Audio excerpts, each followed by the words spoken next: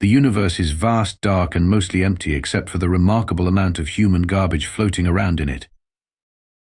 Among the discarded satellites, rocket parts, and that one Tesla Roadster, the Galactic research vessel Empirical Truth happened upon something far more intriguing, but a golden record attached to an ancient Earth probe. Captain Zorb Melvin, a six-tentacled xenobiologist from Proxima Centauri b, nearly spat out his nutrient slurry when the ship's AI reported the discovery.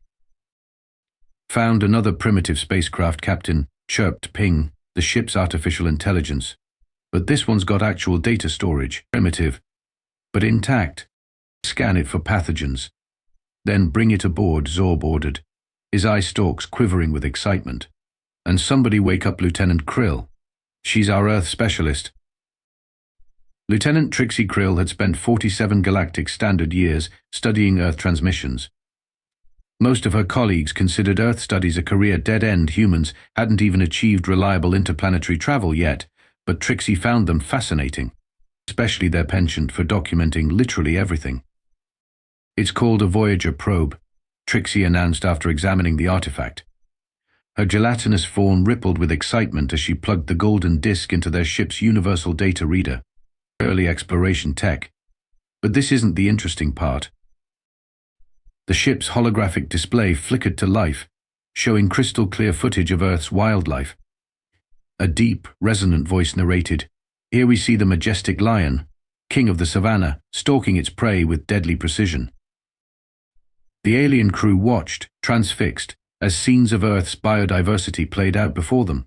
Microscopic plankton, towering redwoods, great white sharks, and delicate hummingbirds all captured in stunning detail. "How did they get these camera angles?" asked Ensign Blorp, the ship's communications officer. His singular eye widened in disbelief. "That lion has no idea it's being filmed." "And the narration," added Science Officer Glax, "it's like they know exactly what each creature is thinking, what it will do next." Trixie's gelatinous form shimmered thoughtfully. "According to my studies, these are called nature documentaries. The humans make thousands of them." Captain Zorb leaned forward, all six tentacles clasped together in concentration. "But the camera work, it's impossible. They're filming inside volcanoes, under Arctic ice, in the deepest oceans. Sometimes the camera doesn't move for days as it captures a single bloom opening.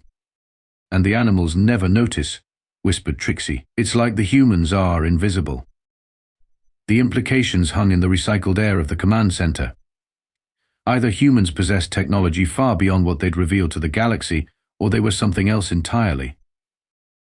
"It defies all logic," declared Chief Scientist Galumphry Quark, his crystalline exoskeleton clicking nervously as he addressed the ship's senior staff. "These documentaries show footage no conventional recording device could capture." The crew had spent 3 full cycles analyzing the Earth documentaries, and with each viewing, their awe had only grown. In the main conference pod, Quark displayed his findings on the holoscreen. Exhibit A, footage from inside a termite mound showing the queen laying eggs. The camera stays perfectly still for 17 Earth days. He flicked to the next slide. Exhibit B, high-definition recording of deep ocean creatures that produce no light, filmed in complete darkness with no visible light source. Trixie Krill oozed forward. "Don't forget the narration. The humans describe animal behaviors with absolute certainty. The mother penguin recognizes her chick by its unique call, or the timber wolf has decided this territory isn't worth the fight. They don't speculate. They know." Captain Zorb's tentacles drummed anxiously on the table. "What are you suggesting exactly?" "Sir," Quark said gravely, "all evidence suggests that humans possess some form of omniscience regarding Earth's wildlife. They anticipate animal behavior, they film in impossible conditions, and they narrate with godlike authority." Ensign Blorp raised his eye stalk hesitantly. "Could they be controlling the animals, some kind of telepathic dominion?" A hushed murmur swept through the room. The idea was absurd, yet it explained everything. "Consider this segment," Trixie said, queuing up a clip. The resonant voice declared, "We've waited 3 weeks for this rare moment, the synchronized hatching of 10,000 sea turtles under the full moon." "How could they possibly know when this would happen?" Quark demanded. Unless they made it happen, finished Zorb. The evidence mounted with each new documentary they analyzed. Humans tracking migrations across continents, filming inside active beehives, capturing predator-prey interactions at the perfect moment, always with that omniscient narration. Look at this one, Blorp pointed excitedly. Planet Earth EI. The narrator literally calls himself Sir David Attenborough. What kind of name is that if not a deity title? Science officer Glax, who had been unusually quiet, finally spoke. There's more. I found footage of humans actually commanding animals. They call them pets. The animals obey instantly. And there's an entire genre called training videos where they teach other humans how to exert their will over beasts. Captain Zorb made a decision. We need to report this to the Galactic Council immediately. If humans are indeed nature deities with dominion over all Earth biology, we need to establish diplomatic relations. Across 17 star systems, the news spread like a quantum wave. Earth wasn't just a pre-FTL civilization. It was home to entities who commanded, documented, and possibly created the very biodiversity of their world. Entities who spoke of other species with the casual authority of gods. The Galactic Council convened an emergency session. The debate lasted 11 standard days before High Councillor Zen delivered the verdict.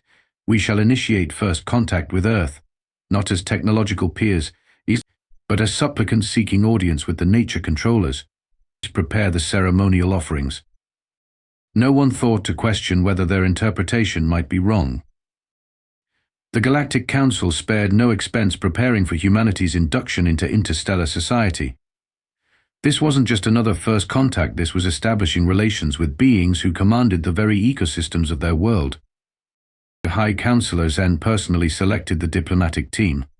We need individuals who understand reverence, she insisted. These humans shepherd life itself, they deserve our utmost respect. Captain Zorb was named mission lead, with Trixie Krill as Earth culture specialist. The Council added Ambassador Phlox, a methane-breathing diplomat known for his success with the notoriously difficult fungoid collectives of Betelgeuse. I studied Earth's mythology, Ambassador Phlox wheezed through his translator. Gods expect tributes. We must bring offerings worthy of beings who command nature itself. What followed was the most elaborate gift-gathering expedition in galactic history. They collected star crystals from Sirius B, eternal flames from the volcanoes of Kepler 62e, and singing plants from the floating gardens of Tau Taiti. Most precious of all, the last living specimen of a thought-extinct nebula whale, preserved in a quantum stasis field. Too much? Zorb asked, watching maintenance droids load the 2-ton whale container onto their diplomatic vessel. If anything, not enough, replied Phlox. These are beings who can make 10,000 sea turtles hatch simultaneously. Our offerings must reflect appropriate humility. Meanwhile, on Earth, at the International Space Station, Commander Ellie Mendoza was having a very strange day. Houston, please confirm you're seeing this, she said, staring at the communication screen. Because either there's something wrong with our systems, or I'm looking at an alien spacecraft requesting docking permission. The Mission Control's response came after a lengthy pause. We confirm visual, Commander.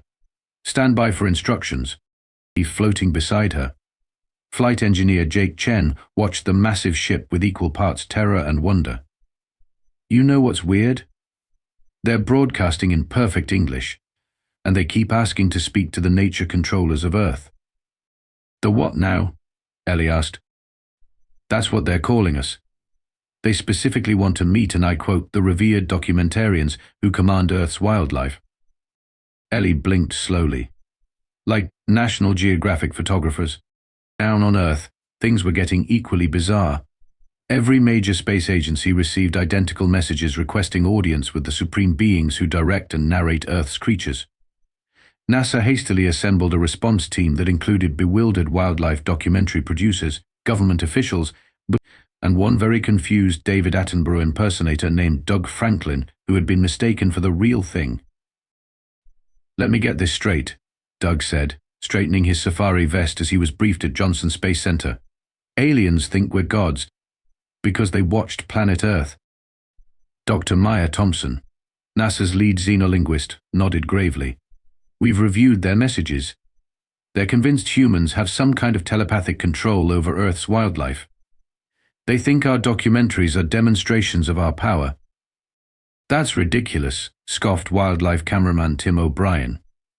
Do you have any idea how long I had to sit in a blind to get that snow leopard footage? 3 weeks. If I could control animals, I'd have called that cat over on day one.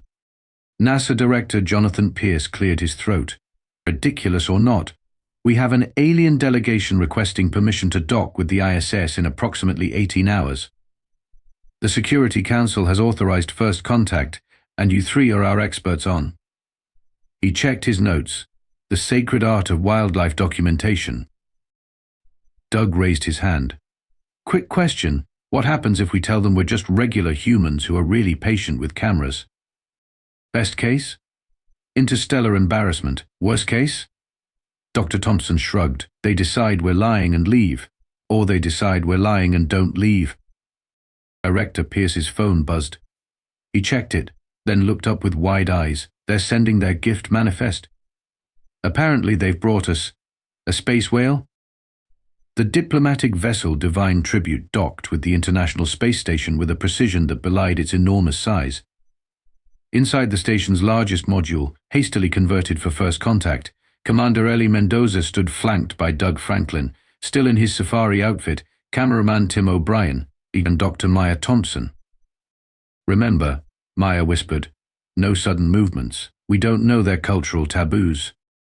Shouldn't we be more worried about their misconceptions? Tim muttered back. They think we command squirrels with our minds. The airlock hissed open. Captain Zorb Melvin entered first, all 6 tentacles raised in what the xenobiology team had assured him was a universal gesture of peace. Behind him came Trixie Krill, a gelatinous form contained in a hovering environmental suit, followed by Ambassador Phlox with his elaborate breathing apparatus. The moment Zorb laid eyes on the humans, all 6 of his eye stalks bowed downward in a gesture of deep reverence. Most exalted nature controllers, his translator device intoned, we come in humble tribute. Your mastery over Earth's biosphere has not gone unnoticed by the galactic community. Doug, who had been selected to speak first due to his uncanny Attenborough impression, cleared his throat. Welcome to Earth's orbital sanctuary. We are honored by your visit. Ambassador Phlox floated forward, his methane sac pulsing with excitement. The honor is ours, divine ones. We have studied your sacred documentaries, the ways you command beasts to perform for your recording devices, how you speak with certain knowledge of their most intimate thoughts. Ellie shot a panicked look at Maya, who subtly shook her head, signaling not to correct them yet. We have brought gifts worthy of your station, continued Phlox, gesturing toward the airlock. 3 robotic drones floated in, carrying ornate containers, star crystals that sing the music of creation, eternal flame from the sacred volcanoes, and our most precious offering, the last quantum-suspended nebula whale in existence. Tim couldn't help himself. You brought us a what now? Trixie Krill's translucent body rippled with what might have been enthusiasm. A nebula whale. They were thought extinct for millennia until we found this juvenile specimen in the dust clouds of Orion. We thought it appropriate for beings who so carefully document and preserve Earth's biodiversity. Doug smiled weakly. How thoughtful. Captain Zorb stepped forward, his tentacles quivering. Most revered ones, we have many questions about your powers. How did you achieve dominion over Earth's creatures? When did your species ascend to become nature controllers? Maya finally spoke up. There appears to be a misunderstanding. We don't actually control wildlife, we simply observe and document. The aliens exchanged confused glances. Zorb's eye stalks drooped in confusion. But the documentary narration, you speak with complete authority about animal thoughts and motivations. That's just good writing, Tim explained. We make educated guesses based on observed behavior. And the camera angles? Asked Trixie. How do you film inside active beehives without disturbing the insects? Tiny cameras, Tim said. Lots of patience, sometimes years of waiting for the right moment. The alien delegation huddled together, speaking rapidly in their native languages. When they turned back, Ambassador Fox's breathing apparatus emitted what sounded suspiciously like a scoff. Forgive us, but we have analyzed your documentaries extensively. No technology you possess could capture such footage without some form of intervention. Your modesty is admirable, but unnecessary. Doug tried a different approach. Would you like to see how we actually make nature documentaries? We could demonstrate our methods. The alien's postures immediately shifted from reverence to eager anticipation. A demonstration of your powers. Zorb's tentacles wiggled excitedly. We would be most honored. The humans exchanged worried glances. They'd just offered to demonstrate abilities they didn't possess to a delegation of aliens who had brought them a space whale as tribute. Great. Ellie muttered under her breath. Now what? What? 2 days later, the alien delegation and human representatives found themselves in Kenya's Masai Mara National Reserve. NASA had arranged the trip after the aliens insisted on seeing the nature controllers work their magic in an appropriate setting. This is a terrible idea, Tim whispered as their convoy of jeeps approached a watering hole. What exactly are we demonstrating here? Doug, still playing the role of nature documentary royalty, adjusted his khaki hat nervously. Just show them how you actually film wildlife. Maybe once they see the boring reality, they'll understand. Ambassador Fox floated nearby in his environmental suit, recording everything with an alien device that occasionally emitted small puffs of purple smoke. Captain Zorb and Lieutenant Krill followed in a specially modified vehicle to accommodate their physiologies.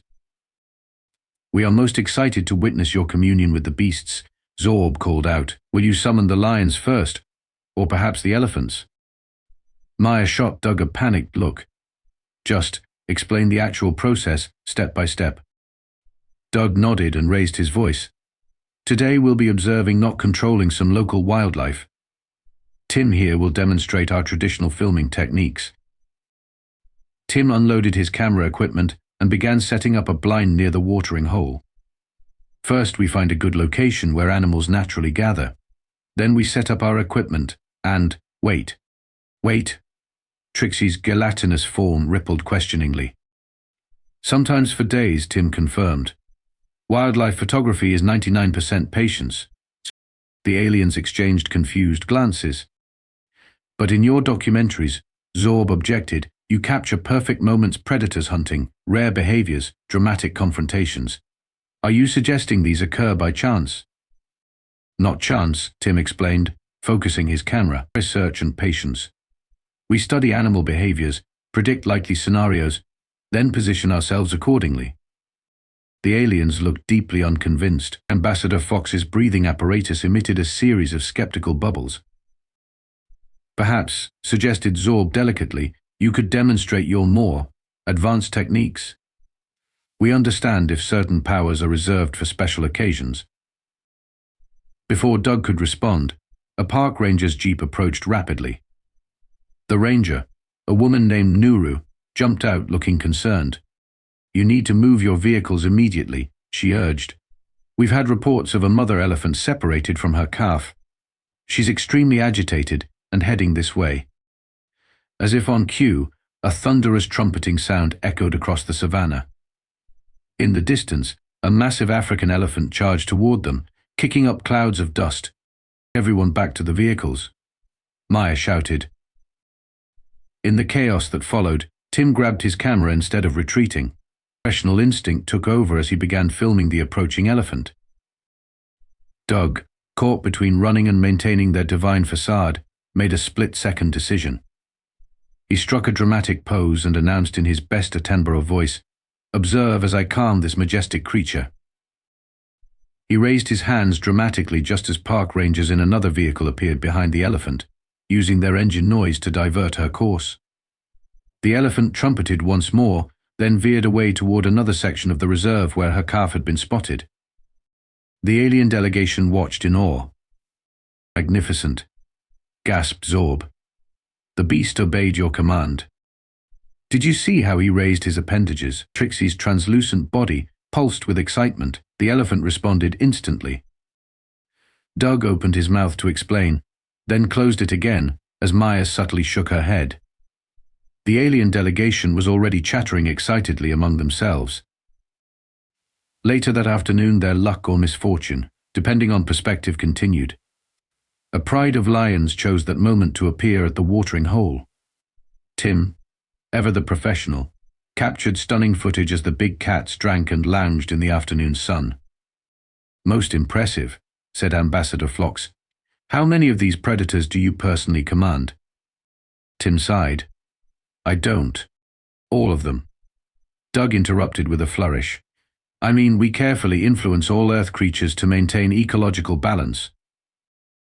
As if responding to his words, one of the lions looked directly at their group and gave what appeared to be a respectful nod before leading the pride away. "Did you see that?" Trixie burbled excitedly. The alpha acknowledged its master. Tim leaned toward Maya. "That lion just happened to look this way, right? Please tell me I'm not going crazy." Dear. Maya shrugged helplessly. "At this point, I don't even know anymore." 1 week later, the United Nations convened an emergency session to address what diplomatic channels had officially termed the cosmic misunderstanding. Representatives from every space-capable nation crowded into the General Assembly, along with the alien delegation and the improvised team of nature controllers. Secretary General Amara Wong looked exhausted as she called the meeting to order. "Distinguished delegates, extraterrestrial visitors, we face an unprecedented situation. Despite our best efforts to explain, our guests remain convinced that humans possess supernatural control over Earth's wildlife." Captain Zorb, now wearing ceremonial regalia that made his tentacles look even more impressive, raised an appendage. "With respect, honored speaker, we have witnessed your powers firsthand." The elephant responded to Douglas the Attenborough's command. The lion acknowledged his dominion with a gesture of respect. Doug, who had been stress-eating mints in the back row, choked slightly at his new title. Dr. Maya Thompson stepped to the podium. "We've spent the past week attempting to demonstrate the reality of wildlife documentation. Perhaps we should simply accept that our perspectives on this matter differ." This was diplomatic speak, for we've given up trying to convince them. Ambassador Floxic floated forward. "The Galactic Council has deliberated on this matter. Since you insist on maintaining this pretense of modesty, we shall respect your cultural preference for discretion regarding your nature powers." His breathing apparatus emitted what sounded suspiciously like a knowing chuckle. "However," he continued, "as beings who clearly hold dominion over an entire planetary ecosystem, we wish to formalize our relationship with a treaty of biodiversity protection." The Secretary General looked confused. What exactly would this treaty entail? Lieutenant Krill's gelatinous form rippled forward. "Earth's biodiversity is unique in our galaxy. As a gesture of respect to you, the nature controllers, we propose providing advanced technology to help preserve your world's ecosystems, early warning systems for climate fluctuations, non-invasive wildlife tracking, and pollution remediation techniques." The human delegates exchanged stunned glances. This was, ironically, exactly what Earth needed most. Tim leaned over to Doug. "So they want to help us protect wildlife because they think we're gods, even though we've repeatedly told them we're not?" "Apparently," Doug whispered back. Captain Zorb continued, "Additionally, we request permission to establish small observation outposts under your supervision, of course to learn from your wildlife stewardship practices." After hours of deliberation, Secretary General Wong announced the human decision. "We accept your generous offer of environmental assistance. As for your belief in our special relationship with Earth's creatures, we respect your perspective while maintaining our own." This diplomatic non-answer satisfied everyone.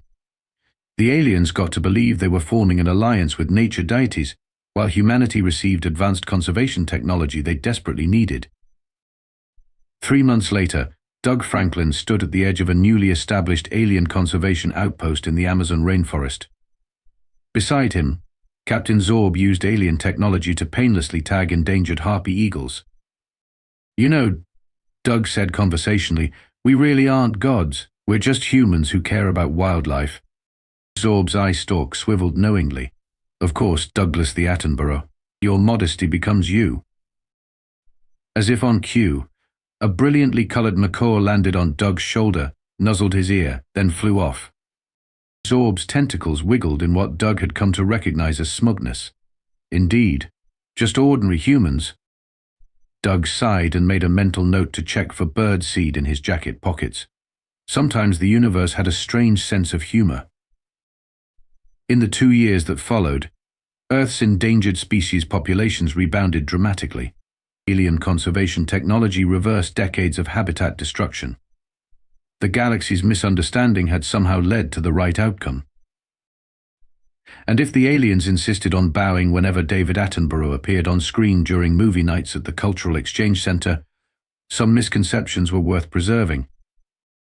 After all, humanity did control nature's fate on Earth, just not in the way the aliens thought. Perhaps there was a kernel of truth in their belief after all.